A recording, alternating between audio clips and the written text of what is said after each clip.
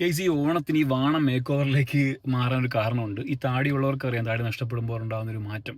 ബാക്കിയുള്ളവരുടെ കളിയാക്കി ചിരിയുമൊക്കെ ഞാൻ എന്തായാലും നന്നായിട്ട് അനുഭവിച്ചെന്നല്ല, ഞാനത് ആസ്വദിച്ചു എന്ന് പറയാം. എൻ്റെ ഫ്രണ്ട്സിനെയൊക്കെ വിളിച്ചപ്പോൾ അവർ നന്നായിട്ട് താറ്റി. അപ്പോൾ ഞാൻ ഇപ്പോൾ ഈ വീഡിയോ ചെയ്യാൻ കാരണം എന്തായാലും താടി വളരാൻ സമയമെടുക്കും. അപ്പോൾ ഞാനിതിങ്ങനെ ഒന്ന് കട്ട് ചെയ്യാൻ പോവാണ്, ഒന്ന് ട്രിം ചെയ്യാൻ പോവുകയാണ്. അപ്പോൾ ഞാനിത് ഇങ്ങനെ ട്രിം ചെയ്തൊന്ന് അഡ്ജസ്റ്റ് ചെയ്ത് ഇങ്ങനെ വളർത്തിയെടുക്കണോ അതോ ഇതിങ്ങനെ കാട് പോലെ വളരണോ? എന്താണ് നിങ്ങളുടെ അഭിപ്രായം എന്താണ്? അതായത് ഞാനൊരു പേഴ്സണലായിട്ട് എനിക്ക് തീരുമാനം എടുക്കാൻ പറ്റാത്തതുകൊണ്ടാണ് നിങ്ങളോട് ചോദിക്കുന്നത്. കാരണം ഞാനിപ്പോൾ ഇങ്ങനെ കണ്ണാടിയിലേക്ക് നോക്കുമ്പോൾ എന്നെ തന്നെ വേറെ ആരോ ആയിട്ട് ഫീൽ ചെയ്യുന്നുണ്ട്. ഇതാരാന്ന് ഞാൻ തന്നെ എന്നോട് ചോദിക്കുന്നുണ്ട്. അത് സീരിയസ്ലി തമാശയല്ല, ആ ഒരു മാനസികാവസ്ഥയാണ് ഇപ്പോൾ എനിക്കുള്ളത്. അപ്പം സർജറിയൊക്കെ കഴിഞ്ഞ് എനിക്ക് പെട്ടെന്ന് തന്നെ താടി വീണ്ടും പഴയതുപോലെ വന്നു തുടങ്ങി. പക്ഷെ എന്നാലും താടിയുള്ളവർക്ക് അറിയാമല്ലോ, ഈ താടി നഷ്ടപ്പെടുമ്പോൾ ഉണ്ടാകുന്നൊരു വേദന, ആ വേദനയിലാണ് ഞാനും ഇപ്പോൾ ഉള്ളത്.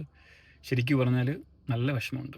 നിന്ന നിപ്പിലാണ് അവർ എന്താ പറയുക സർജറിക്ക്. ഞാൻ വിചാരിച്ചത് ഓപ്പറേഷൻ്റെ ഭാഗം മാത്രമായിരിക്കും ഒരു ഷേവ് ചെയ്യുന്നതെന്ന്. അപ്പോൾ ഞാനവിടെ ഓൾറെഡി പ്രിപ്പയർ ആയിട്ടാണ് പോയത്.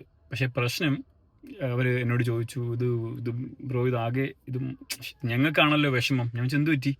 അല്ല ഇത് ഷേവ് ചെയ്യണമല്ലോ. ഞാൻ ഇല്ല ഏട്ടാ, ഞാൻ സർജറിയുടെ ഭാഗങ്ങളൊക്കെ ഞാൻ ക്ലീൻ ആണെന്ന് പറഞ്ഞു. അയ്യോ അതല്ല, നിങ്ങൾക്ക് മൊത്തത്തിൽ താടിയും മീശയും ഒക്കെ എടുക്കണമെന്ന് പറഞ്ഞു. ഞാൻ വെച്ചപ്പോൾ എനിക്ക് ശരിക്കും അത് എന്തിനാണെന്ന് മനസ്സിലായില്ല. അപ്പോൾ ഞാൻ പിന്നെയാണ് അത് മനസ്സിലാക്കിയത്.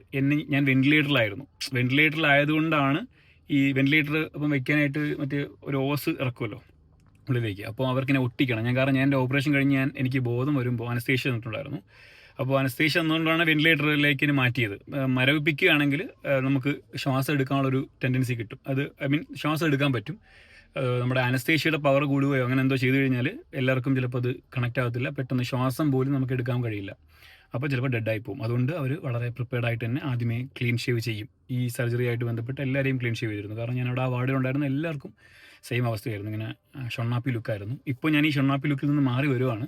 അപ്പോൾ എന്തായാലും എൻ്റെ അസുഖങ്ങളൊക്കെ മാറി ഞാൻ വീണ്ടും റിക്കവർ ആയിട്ടുണ്ട്. അപ്പം ആ അസുഖങ്ങൾ എന്തായിരുന്നെന്നും എൻ്റെ അനുഭവങ്ങളൊക്കെ ഞാൻ ഷെയർ ചെയ്യാം. അതൊക്കെ പിന്നെ ഷെയർ ചെയ്യാം.